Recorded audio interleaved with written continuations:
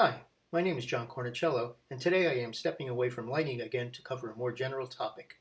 I want to give a brief and somewhat simplified description of depth of field and how we can control it. The lenses in our cameras are equipped with an iris diaphragm that can be opened up or closed down to allow more or less light to reach the film or sensor. This change in diameter is not usually seen by the photographer as it happens in the brief moment when the picture is being captured.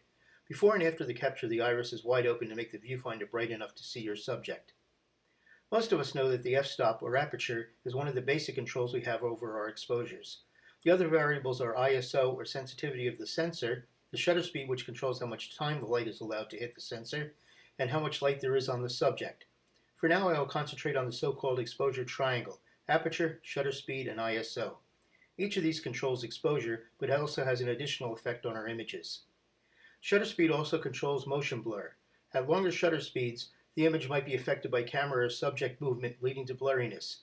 The photo here, made at 1/50th of a second, shows no blur, while the photo made at 2 seconds shows a lot of motion blur. ISO has an effect on noise or grain in our images. The higher the ISO, the more noise you will see in your photos, especially in underexposed areas. Here we have an image made at ISO 100 and a similar photo made at ISO 25,600. Aperture, as I said, controls how much light reaches the sensor. It also controls the depth of field in the scene. Depth of field is the range of area in the photo that is reasonably sharp from front to back. But first, let's take a step back and look at those f-stop numbers. You should be familiar with the number series: 1.4, 2, 2.8, 4, 5.6, 8, 11, 16, and 22.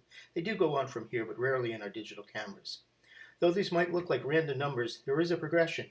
Each one is 1.4, the square root of 2, times the previous number, and based on the geometry of a circle, each lets twice or half as much light to pass through, depending on which direction you're going on the scale. The smaller numbers refer to larger openings, confusing at first, until you understand that the numbers are fractions. 1/2 is larger than 1/4, which is larger than 1/8.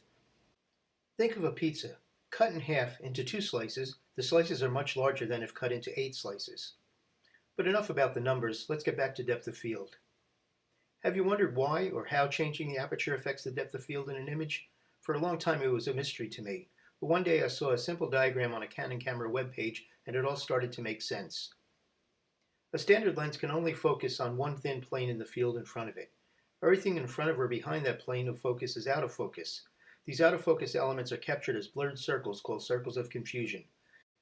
Below a certain size, which varies with the sensor size and which I won't get into here, these blur circles are so small that our eye sees them as a point in focus. The circles closest to the plane of focus are the ones most likely to appear to be in focus. As you look at objects further in front of or behind the subject, the circles get larger and larger and we can no longer see them as in focus. So how does this aperture affect all this? It's pretty simple. With the lens wide open, the rays coming to focus on the sensor come from the full width of the lens aperture. As you stop down, the angle of rays narrow down and you get a larger range of area where the blur circles are small enough to be seen as in focus. We say that the depth of field is shallow or deep. There are 2 variables that give us control over the depth of field in an image. The primary and most used control is the aperture, as I have been describing. The other control is magnification. The larger the subject is rendered on the camera sensor, the less depth of field you have. I can hear some grumbling now about lens focal length. Surprisingly, the focal length of a lens is not a factor in determining the depth of field on its own. The focal length has to be taken into account along with the camera to subject distance, and the product of focal length and distance is magnification. Yes, a shorter focal length lens will give more depth of field than a longer lens at the same working distance, but the image will be smaller with a wider field of view. If you want the subject to be the same size, you have to move in closer with the shorter lens, and that does a few things. Most notably, it brings the magnification of the subject and therefore the depth of field back to the same as with the longer lens. And it also changes the perspective of the image. As you move closer to the subject, the elements in the background get smaller. In reverse, as you back away from the subject, the elements in the background get larger. But that's a topic for another time. You can also take the wider image from the same camera distance with the shorter lens and crop it to the same size as the image with the longer lens. But then you lose image quality as it has lost megapixels and has to be enlarged. Everything in photography is a trade-off. Cameras with smaller sensors, such as compact cameras and the cameras in our smartphones, have tiny image sensors and very deep depth of field. This is because the sensors are so small that they require much less magnification to the subject to fill the frame.